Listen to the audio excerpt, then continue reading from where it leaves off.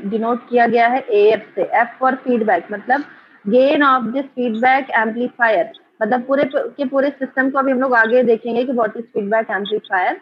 But ये जिस भी सिस्टम में हम फीडबैक लगा रहे हैं उस एम्पलीफायर को आफ्टर यूजिंग दिस फीडबैक हम बोलते हैं feedback amplifier.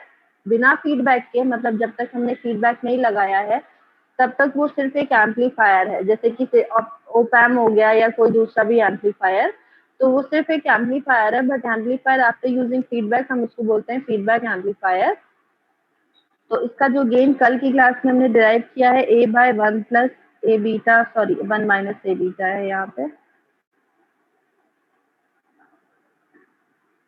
1 minus A beta. Similarly for negative feedback थोड़ा सा चेंज आया इसमें। क्या चेंज आया बताइए? A upon upon 1 plus a beta। Yes, A upon 1 plus A beta, very good. ठीक है, अब ये हो गया। इसके बाद एक और क्वांटिटी इसमें डिराइव करती है। अब इसका डायग्राम जो हमने बनाया था, मतलब एक सिंबॉलिक रिप्रेजेंटेशन जो हमने बनाया था, वो रिप्रेजेंटेशन ऐसा कुछ था। यहाँ पे फॉरवर्ड पाथ में एक ब्लॉक लगा हुआ है जो कि हमें गेन प्रोवाइड दे रहा है, गेन दे रहा है फॉरवर्ड पाथ का गेन। सिमिलरली रिवर्स पाथ में भी एक ब्लॉक लगा हुआ है जो क्या प्रोवाइड कर रहा है, विच इज फीडबैक नेटवर्क, और वो हमें रिवर्स पाथ का गेन प्रोवाइड कर रहा है। और यहाँ से हमें आउटपुट मिल रहा है। आउटपुट को हमने x नॉट से डिनोट किया है। दिस इज इनपुट, और इनपुट को हमने xs से डिनोट किया है। ये है इंटरमीडिएट सिग्नल xi। ठीक है, अब इसमें जो नेक्स्ट क्वांटिटी हमें डिटरमाइन करनी, मतलब नेक्स्ट पैरामीटर जो हमें निकालना है वो है, उसको नाम दिया गया है थर्ड पैरामीटर। अभी हमने पहला गेन निकाला था, इसके बाद जो पैरामीटर निकाल रहे हैं वो है हमारा लूप गेन। ठीक है, क्लियर है? Is it clear? Yes, ma'am. Yes, ma'am. Yes, ma'am.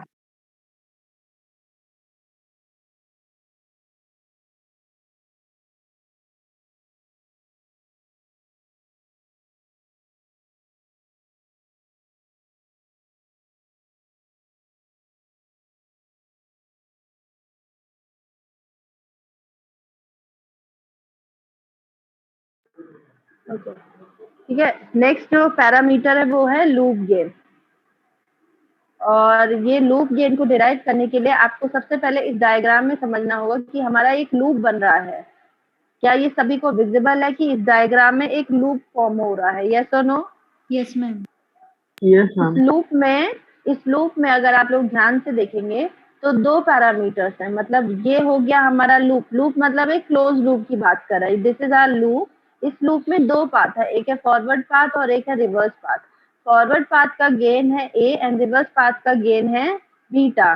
तो जब भी आपसे लूप गेन पूछा जाएगा, लूप गेन या तो फिर इसको दूसरे नाम से भी बोलते हैं which is return ratio. Return ratio, अगर आपसे लूप गेन पूछा गया है या रिटर्न रेशियो पूछा गया है किसी भी न्यूमेरिकल में, तो उसमें आपको कुछ नहीं करना है। दो पाथ है, दोनों पाथ के गेन हमें पता है, उन दोनों पाथ के गेन को मल्टीप्लाई करके हमें लिख देना है कि this is the loop gain of this path. अब लूप गेन के लिए हमें ये भी पता है कि ये जो सिग्नल आ रहा है ये क्या है, ये एक्सेस सिग्नल है। ये जो सिग्नल है ये क्या है, ये एक्सेस सिग्नल है। तो एक्सेस और एक्सेस सिग्नल मिलकर के एक लूप बना रहे हैं। यस और नो बताइए? Yes, ये ma'am. एक्सेस सिग्नल और ये एक्सेप्ट सिग्नल एक लूप को बना रहे हैं। तो जो लूप गेन होगा, loop gain will be ratio of X S divided by xi। ये क्योंकि आगे दोनों मिलकर के क्या बना रहे हैं, xi। तो ये xi सिग्नल वाला पाथ और ये एक्सेप्ट, ये मिलकर के क्या बना हम रहे इसको हैं, फीडबैक लूप बोलेंगे लूप। क्या? फीडबैक लूप नहीं बोलेंगे बेटा, this is only a loop. Feedback loop नहीं बोल सकते, क्यों? क्योंकि इसमें feedback path and forward path दोनों कंटेन है, दोनों के दोनों प्रेजेंट है, इसलिए। Okay ma'am. क्लियर है बेटा? ठीक है। Yes ma'am. तो ये आपका सिंपल एक लूप गेन होगा, और इसका जो गेन होगा, क्योंकि नाम आपको देखिए सी गेन, अगेन गेन है। गेन मतलब this will be the ratio of output and input. और जहां भी गेन वर्ड आ रहा है, गेन वर्ड मतलब कि जिस भी चीज का हम गेन निकाल रहे हैं, हम उसमें गेन का मतलब क्या होगा, हम क्या निकालेंगे, आउटपुट और इनपुट का रेशियो। आउटपुट और इनपुट का रेशियो यहाँ पे एक्सएफ, क्योंकि ये फीडबैक का जो आउटपुट आया है वो क्या है एक्सएफ, और जो ये इनपुट जा रहा है लूप में वो क्या है एक्सआई। तो एक्सएफ और एक्सआई का रेशियो जो होगा वो क्या हो जाएगा A into beta. This will be the loop gain for this particular loop. Is it clear? Yes, ma'am. Is Yes, it ma'am. Clear? Yes ठीक मैम। है। अब क्या है कि ये जो बीटा है, अभी आपको क्या बोला गया कि दो टाइप के फीडबैक होते हैं, एक पॉजिटिव होता है एक नेगेटिव होता है। तो अगर हम पॉजिटिव की बात करें तो हमें पता है कि for positive this XF will be positive, yes और no? Yes, but ma'am. For negative this XF will be negative. Negative अगर सिग्नल है, मतलब अगर नेगेटिव फीडबैक का मतलब क्या हुआ कि यहाँ से जो आउटपुट लिया गया है वो इस सिग्नल से ऑपोजिट पोलैरिटी का है। तो अगर ये पॉजिटिव है then this will be negative.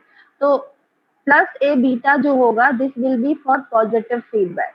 Positive feedback के लिए ये लूप गेन होगा, और फॉर नेगेटिव फीडबैक अब बताइए क्या लूप गेन होगा? Minus A Negative. beta. बताइए। Minus A beta negative. Minus A beta. अब इसके बाद नेक्स्ट क्वांटिटी हम next parameter, sorry not quantity, determine करेंगे विच इज दी, इसको हम दूसरा नाम भी है जिसको बोलते हैं रिटर्न रेशियो के नाम से। इसके बाद नेक्स्ट पैरामीटर हमें डिराइव करना है which is the return difference. Return difference, एक अभी रिटर्न डिफरेंस रेशियो था, now it is return difference, और इसको दूसरा वर्ड भी है which is D sensitivity. Again very important parameter, से बहुत क्वेश्चन पूछे जाते हैं what is the D sensitivity. D sensitivity word आप लोगों ने EMI में भी पढ़ा है, वहां भी आपने डी सेंसिटिविटी पढ़ी है। सेंसिटिविटी की डेफिनेशन किसी को याद है जो आपने लास्ट सेमेस्टर में पढ़ी है? इससे रिलेट करना आसान होगा इसलिए पूछती हूँ। एनीवन बता सकते हैं सेंसिटिविटी की definition? Ma'am ratio of output to the input. Ratio of change in output to the change in input. Yes ma'am. ठीक है, हाँ very good. Change in output to the change in input का ratio जो है वो sensitivity. और हमारी जो रिक्वायरमेंट थी जब हम इंस्ट्रूमेंट्स पढ़ रहे थे कि उस टाइम पे कि सेंसिटिविटी किसी भी इंस्ट्रूमेंट की क्या होनी चाहिए, बताइए हाई या लो? किसी भी इंस्ट्रूमेंट की मैम सेंसिटिविटी हाई होनी चाहिए। हम हाई होनी चाहिए। High. Yes very good, high होनी चाहिए। हाई क्यों होनी चाहिए? क्योंकि जैसे ही हमारे इनपुट में माइनर चेंज आए that minor change should be reflected in the output. मतलब हमारा इंस्ट्रूमेंट कितना सेंसिटिव है कि स्मॉल से स्मॉल चेंज को, अब चेंज कुछ भी हो सकता है, चेंज मे बी की टेम्परेचर चेंज हो रहा है, मे बी की डिवाइस का कोई पैरामीटर चेंज हो रहा है, कुछ भी चेंज हो रहा है, और उस चेंज को इमीडिएटली आउटपुट में रिफ्लेक्ट करना है। This was the sensitivity. But अभी हम क्या पढ़ रहे हैं? D sensitivity. यहाँ पे आप डी सेंसिटिव वर्ड बहुत पढ़ेंगे। सेंसिटिविटी क्या थी कि उस चेंज को हमें आउटपुट में रिफ्लेक्ट करना है। कुछ भी अगर इनपुट में चेंज हो रहा है और अगर हमें आउटपुट में इमीडिएटली वो नहीं दिख रहा है तो वो हमारे इंस्ट्रूमेंट का ध्यान दीजिएगा, हम डिवाइस की बात नहीं कर रहे हैं, इंस्ट्रूमेंट की बात कर रहे हैं। इंस्ट्रूमेंट के लिए सही नहीं है, क्यों? क्योंकि उस इंस्ट्रूमेंट से हमें जो काम लेना है वो है कुछ मेजर करना है, और अगर उस इंस्ट्रूमेंट के इनपुट में कोई भी क्वांटिटी प्रेजेंट है और उसमें कोई चेंज आया है और वो चेंज आउटपुट में रिफ्लेक्ट नहीं हो रहा है तो ये एक इस इंस्ट्रूमेंट का एक ड्रॉबैक है। लेकिन जब हम डिवाइस लेवल पे, मतलब जब हम एक सर्किट लेवल पे बात कर रहे हैं जहाँ पे कि हम एक एम्पलीफायर डिजाइन कर रहे हैं, उस एम्पलीफायर में डिजाइन करने के बाद जो काम है वो ये काम है कि इनपुट में हम कुछ भी देंगे, हमें आउटपुट में उसका एम्पलीफाइड वर्जन मिलना चाहिए। लेकिन वहां पे हमें क्या देखना है कि डी सेंसिटिविटी मतलब कि इनपुट में अगर कुछ भी चेंज, इनपुट या सपोज डिवाइस के अंदर ही जो भी कंपोनेंट्स लगे हुए हैं, क्योंकि बहुत सारे कंपोनेंट्स लगे होते हैं, एक नहीं 1000 ट्रांजिस्टर्स लगे होते हैं, बहुत सारे रजिस्टर्स लगे होते हैं, कैपेसिटर्स लगे होते हैं, इतने सारी क्वांटिटीज अगर लगी हुई हैं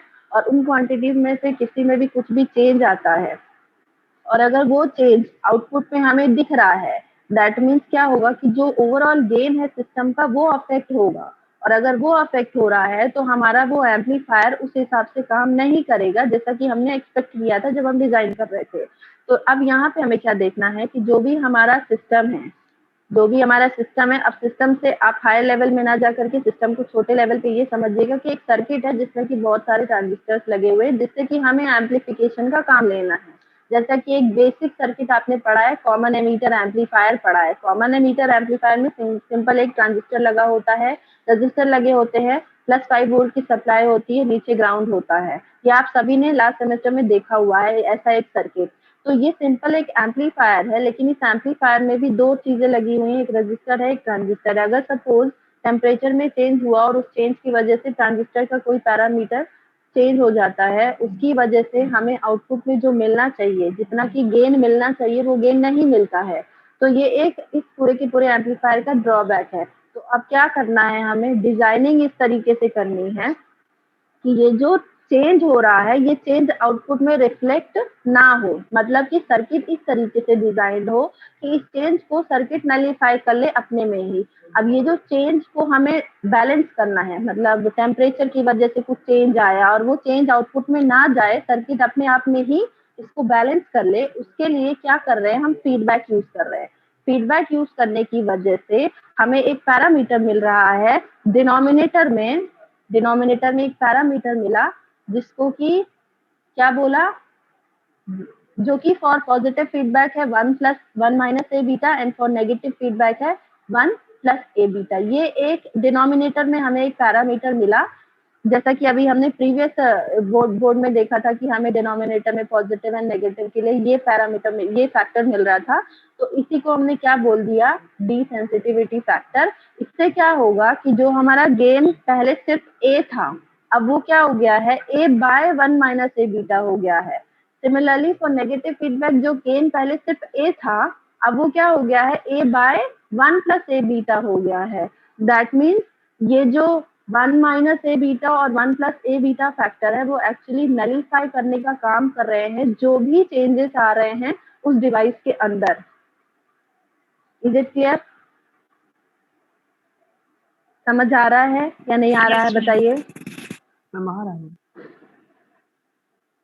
ठीक है, तो इसलिए इस फैक्टर को बोला गया है, मतलब दिस इज द डिनोमिनेटर, और इसको बोला गया है डीसेंसिटिविटी फैक्टर। डीसेंसिटिविटी फैक्टर मतलब अभी हम आगे देखेंगे कि हमारे सारे पैरामीटर्स, और इवन कल की क्लास में भी हमने देखा था कि जो सारी प्रॉपर्टीज हैं वो इसी फैक्टर से चेंज होंगी, और आगे भी हम डिराइव करेंगे। तो यही factor, this is for negative, this is for positive feedback, ठीक है। एंड फॉर नेगेटिव फीडबैक यही क्या हो जाएगा, बताइए। 1 + a beta. A beta, this is this D sensitivity. और इसी को ही दूसरे वर्ड्स में हम क्या बोल सकते हैं, 1 - लूप गेन, और यहाँ भी 1 - लूप गेन, क्योंकि for negative feedback loop gain क्या होता है, -a बीटा। क्लियर है? मैम यस, मैम ये तो समझ बोलिए। आ गया कि नलीफाई करेंगे तो एम्पलीफायर अच्छे से वर्क करेगा, इसलिए डीसेंसिटिविटी फैक्टर निकाल रहे हैं। पर इसकी वैल्यू 1 - a बीटा के बराबर कैसे है पॉजिटिव फीडबैक में, ये बता दीजिए। 1 - a बीटा के बराबर कैसे है, इसे हमने कल की क्लास में डिराइव किया है बेटा, अगर आपको याद हो। यस मैम, वो कि तो हमने एक डिराइव ऐसा आया है। सर्किट लिया है, डिराइव किया है। अभी हम लोग सिर्फ डेरिवेशन लेवल पे बात कर रहे हैं, हम लोगों ने अभी सर्किट लेवल पे कुछ पढ़ा ही नहीं है। So we can not talk about circuit level, we are only talking about mathematical representation of that circuit. क्योंकि जब भी कैलकुलेशन की बात आती है तो हम कैलकुलेशन के लिए सिंपल, सबसे सिंपल कैलकुलेशन होता है मैथमेटिकल कैलकुलेशन।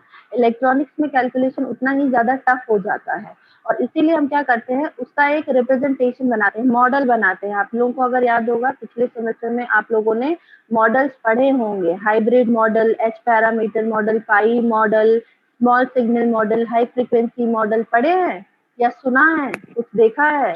Yes ma'am. हाँ, पढ़ा नहीं पढ़ा, लेकिन वो बहुत ही इम्पोर्टेंट पार्ट है आपके बीजेटी, एफईटी और डायोड्स का।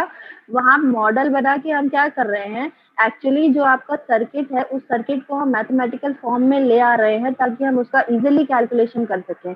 मॉडलिंग जो करी है हमने, 2 पोर्ट मॉडल नेटवर्क में पढ़ा होगा आपने, 2 port analysis. Yes ma'am. 2 port analysis is the easiest analysis in network analysis, क्योंकि आपके पूरे के पूरे सिस्टम को हम लीनियराइज कर लेते हैं, सिर्फ 2 इक्वेशन बना देते हैं, उन इक्वेशन को सॉल्व करना है। सिमिलरली जो ये एच पैरामीटर मॉडल है, पाई मॉडल है, इनका मतलब क्या हुआ, ये भी तो एक टू पोर्ट एनालिसिस ही है, और ये हम इसलिए कर रहे हैं क्योंकि हम उस इलेक्ट्रॉनिक सर्किट को बिना मैथमेटिकल रिप्रेजेंटेशन के सॉल्व नहीं कर सकते हैं, और वो इतना कॉम्प्लिकेटेड हो जाता है। अभी तो सिर्फ एक सर्किट की बात कर रहे हैं, एक ट्रांजिस्टर का कैलकुलेशन कर रहे हैं, जहाँ पे कि मिलियंस ऑफ ट्रांजिस्टर है, वहाँ कैलकुलेशन कैसे करेंगे? तो उसके लिए मॉडलिंग करी जाती है, और इसलिए आपको अभी ये मैथमेटिकल लेवल पे बताया जा रहा है। And this is the equation जो एक्चुअली यूज करी जाती है फॉर डिराइविंग द डिसेंसिटिविटी फैक्टर। क्यों? क्योंकि यहाँ पे आपको सिर्फ दो चीजें पता होनी चाहिए। वो दो चीजें क्या है? वो ये है, पहला तो गेन ऑफ द सिस्टम, ये आपका सिस्टम है। You don't know about this, यहाँ पे अंदर कितने एक ट्रांजिस्टर लगाए, 1000 लगे, आपको नहीं पता है। बस आपको ये पता है कि इस सिस्टम का गेन ए है, और आपको ये पता है कि फीडबैक में भी एक नेटवर्क लगा है जिसका गेन है बीटा। तो आपको यही दो चीजें तो चाहिए सिर्फ डिसेंसिटिविटी निकालने के लिए, इसलिए।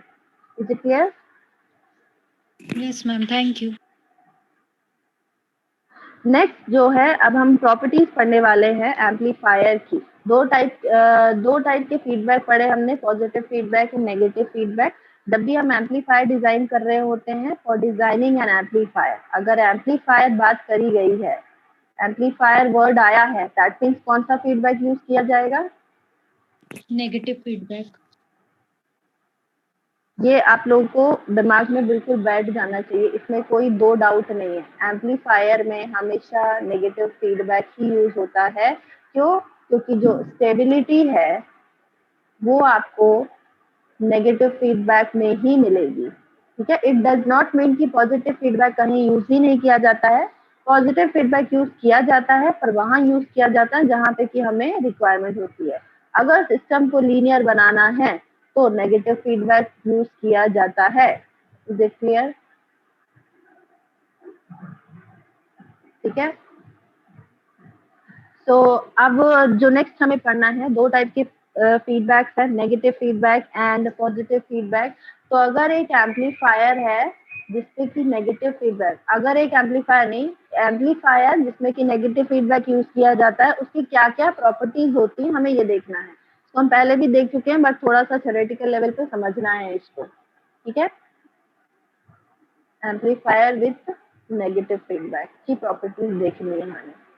एडवांटेज, और आप ऐसा भी कह सकते हैं कि advantages of negative feedback over positive feedback, आपसे इस तरीके से भी पूछा जा सकता है कि क्या क्या एडवांटेजेस हैं नेगेटिव का with respect to positive feedback. एक मिनट रुकिएगा, एक मिनट।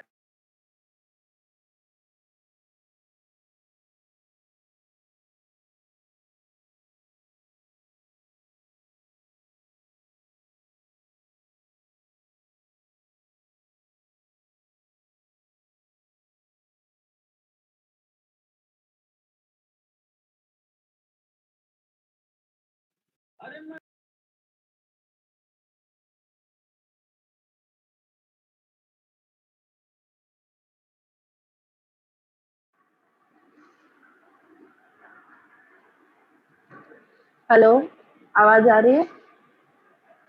Yes ma'am. ठीक है,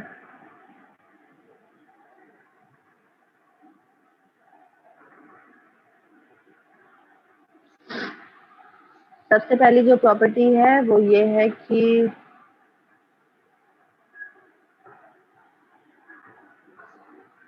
desensitize the gain,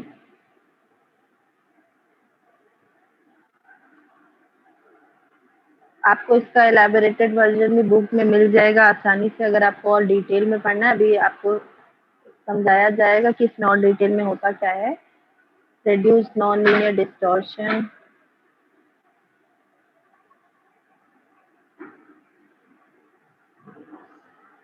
reduce the effect of noise,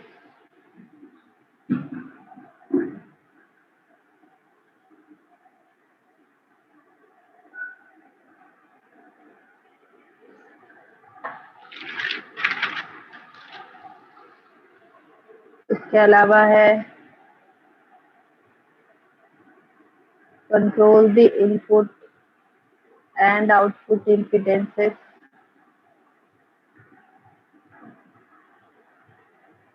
and fifth one is extend the bandwidth.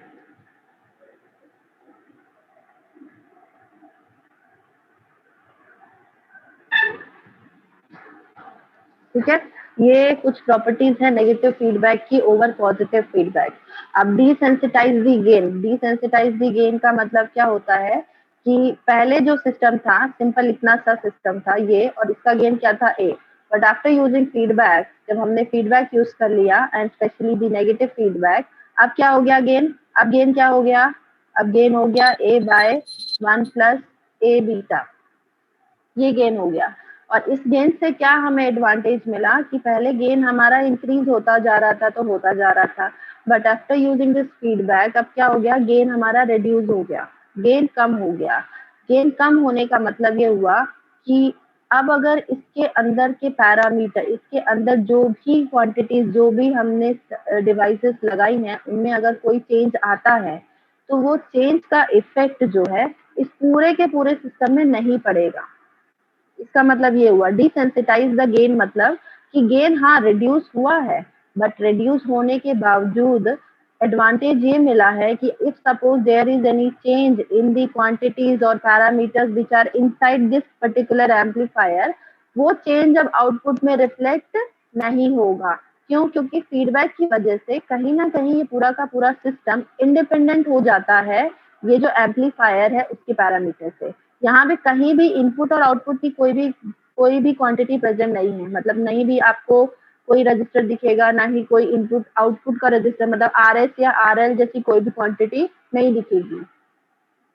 ये समझ आया सभी को कि डिसेंसिटाइज द गेन का मतलब होता है कि जो हमारा एम्पलीफायर है, after using negative feedback it becomes independent of the circuit parameter, और एम्पलीफायर के जो पैरामीटर जिससे कि एम्पलीफायर बना हुआ है उससे इंडिपेंडेंट हो जाता है। मतलब जो भी सर्किट अंदर लगा हुआ है उस सर्किट के जितने भी कंपोनेंट्स हैं उन कंपोनेंट्स में अगर चेंज आ रहा है ड्यू टू टेम्परेचर, क्योंकि इंटेंशनली कोई चेंज नहीं आएगा, बट जब हम सर्किट लेवल पे काम करने जाते हैं तो बहुत सारे फ्लक्चुएशंस आते हैं, और उन फ्लक्चुएशंस को कहीं ना कहीं ये फीडबैक जो है वो क्या कर रहा है, नलिफाई कर रहा है। ये फीडबैक यूज करने की वजह से वो जो चेंजेस होंगे वो चेंजेस हमें आउटपुट में रिफ्लेक्ट नहीं होंगे, और इसी को बोलते हैं डिसेंसिटाइज द गेन। हाँ, ये पता है कि गेन रिड्यूस हो रहा है, कहीं ना कहीं एक ड्रॉबैक है, बट इसके ऊपर का जो एडवांटेज है कि जो इंडिपेंडेंसी हमें मिल रही है वो ज्यादा जरूरी है।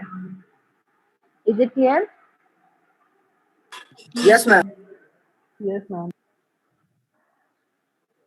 ठीक है, नेक्स्ट प्रॉपर्टी है reduce non linear distortion.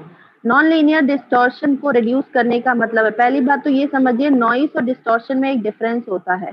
Distortion is inside the circuit and noise is outside the circuit. Noise मतलब क्लास में क्या होता है कि जब हम क्लास में पढ़ रहे होते हैं तो मे बी बाहर बहुत तेज से म्यूजिक बज रहा है, वो म्यूजिक की आवाज बहुत तेज आ रही है, that is outside the class, वो क्लास के बाहर है, इसकी वजह से जो नॉइस आ रहा है वो हमारे वो उसको हम क्या कर सकते हैं कि हाँ बाहर जाकर के मना कर सकते हैं कि इतना तेज गाना मत बजाओ या ये शोर मत करो, ऐसा।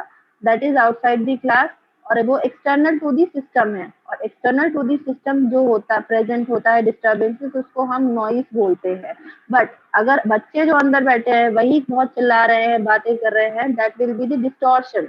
डिस्टॉर्शन मतलब क्लास जो सिस्टम के अंदर कंपोनेंट्स लगे हुए हैं उन्हीं में अगर कुछ नॉन लीनियरिटीज प्रेजेंट है, उन नॉन लीनियरिटीज की वजह से जो भी डिस्टर्बेंसेस आएंगी उसको बोलते हैं डिस्टॉर्शन। और इन डिस्टॉर्शन को रिड्यूस करना मतलब कि जो हमारा आउटपुट है, output should be exact replica of the input. मतलब कहीं ना कहीं वही लीनियरिटी आ गई कि अगर सपोज हमने इनपुट में एक साइनोसॉइडल वेवफॉर्म दिया है तो आउटपुट में भी वो क्या होना चाहिए, साइनोसॉइडल। Is it clear? और ये डिस्टॉर्शन प्रेजेंट नहीं होता है, अगर ये डिस्टॉर्शन मतलब मिनिमाइज होता है, रिड्यूस होता है by the factor this 1 plus A beta by using this negative feedback. This is the advantage of negative feedback. Similarly reduce the effect of noise. अब जो आउटपुट में भी जो भी हमें क्वांटिटी आउटपुट में मिल रही है उस आउटपुट में एक्सटर्नल नॉइस मतलब एक्सटर्नल सिग्नल कम से कम प्रेजेंट हो, वो इंश्योर करता है कैसे, नेगेटिव फीडबैक, और वो नॉइस का लेवल कम करता है negative feedback by this factor 1 plus A beta. इसे हम लोग आगे डिराइव भी करेंगे, बट अभी के लिए आपको जो समझना है वो ये है कि ये जो 1 प्लस ए बीटा फैक्टर, ये बीटा जो प्रेजेंट हो गया है ना, ये बीटा क्योंकि कॉम्बिनेशन है, लूप गेन के साथ आया हुआ है, तो ये 1 प्लस ए बीटा कॉम्पोनेंट कहीं ना कहीं ए से ज्यादा है या नहीं, आप बताइए। 1 plus A beta is greater than A और not? Yes ma'am, greater than. Yes, ma'am.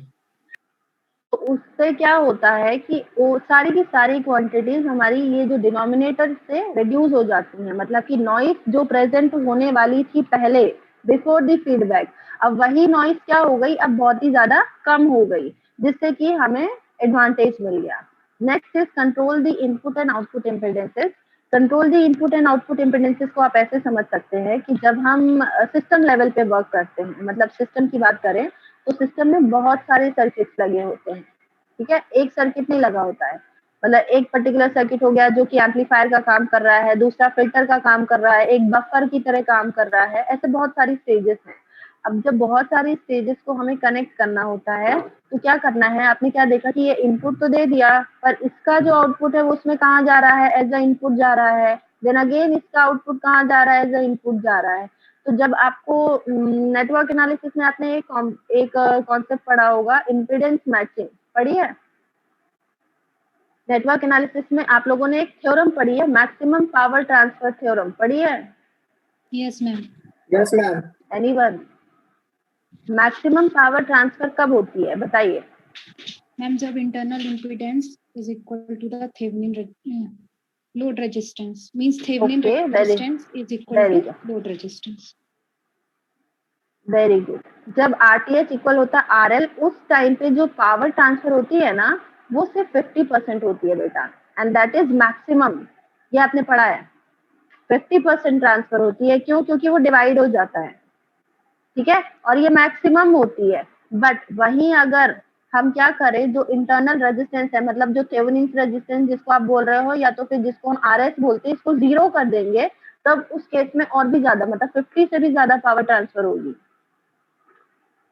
ठीक है। तो अब यहाँ पे हम ये कॉन्सेप्ट कैसे लगता है कि यहाँ पे जब हम 2-3 स्टेजेस को ऐड कर रहे हैं, तो यहाँ से मैक्सिमम पावर यहाँ पे तभी जाएगी जब इसका इम्पीडेंस और इसके इम्पीडेंस में मैचिंग होगी। Is it clear? मतलब इसका RL इक्वल होगा इसके Rin के। सिमिलरली, या तो फिर इसका Rin 0 होगा इसके RL के कंपैरिजन में। सिमिलरली यहाँ पे भी मैक्सिमम पावर तभी ट्रांसफर होगी जब इन दोनों के रेजिस्टेंसेस में मैचिंग होगी, एक का आउटपुट रेजिस्टेंस, एक का इनपुट रेजिस्टेंस। और इसीलिए जब हम एम्पलीफायर की बात करते हैं तो ये बहुत ही जरूरी हो जाता है कि हम किस तरीके से मैचिंग कर रहे हैं इम्पीडेंसेस की, इनपुट एंड आउटपुट इम्पीडेंस। तो ये जो नेगेटिव फीडबैक है, जैसे कि हमें रिक्वायरमेंट होती है, उस रिक्वायरमेंट के बेसिस पे या तो 1 प्लस ए बीटा फैक्टर से इनपुट को इंक्रीज कर देता है, या तो 1 प्लस ए बीटा फैक्टर से इनपुट को इनपुट या आउटपुट को रिड्यूस कर देता है। तो ये जो हमारी रिक्वायरमेंट है ये फुलफिल हो जाती है।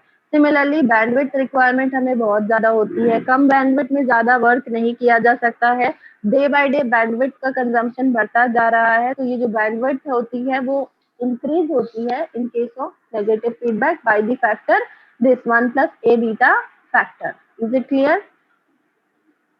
कोई डाउट किसी को?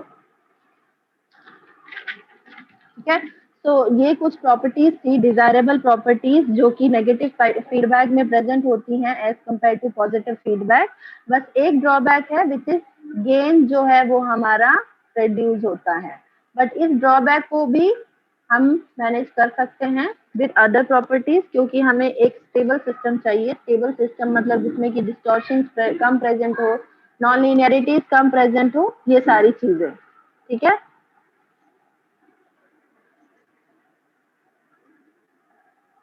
अब नेक्स्ट जो हमें पढ़ना है, टाइप्स ऑफ एम्पलीफायर। कितने टाइप के एम्पलीफायर होते हैं? अभी तक आप लोगों ने एम्पलीफायर के बारे में सुना है, बट किसी को पता है क्या, अगर कहीं पढ़ा हो एम्पलीफायर कितने टाइप के होते हैं? अगर कहीं पढ़ा हो तो। मैम नहीं पढ़ा तो कोई बात नहीं, अभी हम लोग पढ़ेंगे। 4 types of topology, 4 types of amplifiers described. ठीक है, ये आपने पहले पढ़ी है या? मैम अभी पढ़ के आए। एक मिनट, ओके ओके ओके, चलो बाकी लोग भी एक मिनट रुकिए।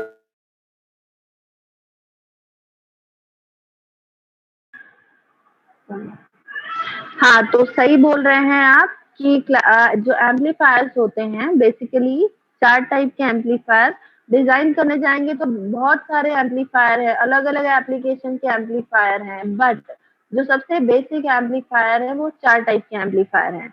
जैसा कि जब हम लोग कॉन्सेप्ट पढ़ रहे थे फीडबैक का, तो वहाँ पे हमने ये देखा कि सिर्फ 2 ही क्वांटिटीज हैं हमारे पास एक्चुअली, जिसको कि हम फीडबैक में और इनपुट में दे सकते हैं, या तो वोल्टेज हो सकता है या करंट हो सकता है। सिमिलरली फीडबैक से भी हम 2 ही क्वांटिटीज ले सकते हैं, या तो वोल्टेज हो सकता है तो या करंट। तो अगर 2 क्वांटिटीज प्रेजेंट हैं तो 2 क्वांटिटीज के 4 कॉम्बिनेशन बनते हैं। एक बेसिक कॉन्सेप्ट आप लगा सकते हो ना, हमारे पास V है और I है, तो या तो इनपुट में V मिलेगा, इनपुट में हम V देंगे और आउटपुट में हमें क्या मिलेगा, V, एक एम्पलीफायर। दूसरा, इनपुट में भी हमने करंट दिया, आउटपुट में भी हमें करंट मिला, दूसरा एम्पलीफायर। तीसरा कॉम्बिनेशन बताइए, तीसरा कॉम्बिनेशन बताइए। हाँ बताइए, इनपुट में वोल्टेज दिया, आउटपुट में करंट मिला, तीसरा कॉम्बिनेशन। हाँ, आउटपुट में वोल्टेज। सभी लोग देखो ना, इसमें तो सिंपल मैथ्स का कॉन्सेप्ट लग रहा है भाई, 2 ही क्वांटिटीज है तो हमारे पास 4 ही कॉम्बिनेशन बनेंगे ना, VI, II, VI या IV, मतलब कि 4 टाइप के एम्पलीफायर हो गए। पहला कौन सा एम्पलीफायर, वोल्टेज एम्पलीफायर। दूसरा कौन सा, करंट एम्पलीफायर। तीसरा बताइए, ट्रांस रेजिस्टेंस। नाम बताइए क्या होगा, कौन सा, ट्रांस कंडक्टेंस। Trans conductance. देखो तीसरे में क्या बोला मैंने कि हमें आउटपुट में क्या मिल रहा है, I, एंड इनपुट में हमने क्या दिया है, मतलब रेशियो किसका हुआ, I डिवाइडेड बाय V। तो ये किसकी यूनिट है, this is the conductance. Siemens क्या बोलेंगे, ट्रांस कंडक्टेंस एम्पलीफायर।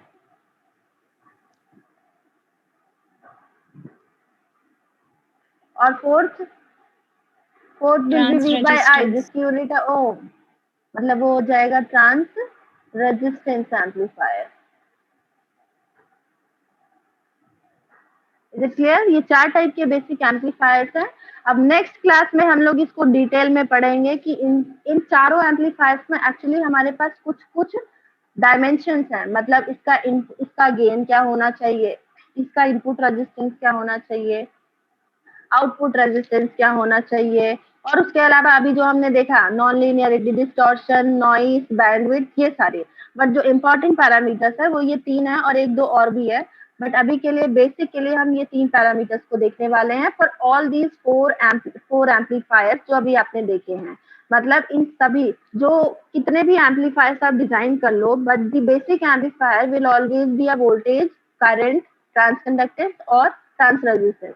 मतलब कि पिछले सेमेस्टर में आपने जो कॉमन एमीटर एम्पलीफायर पढ़ा, कॉमन कलेक्टर एम्पलीफायर पढ़ा, कॉमन बेस एम्पलीफायर पढ़ा, कहीं ना कहीं वो भी या तो वोल्टेज से या करंट से या ट्रांसकंडक्टेंस या ट्रांस रेजिस्टेंस एम्पलीफायर थे।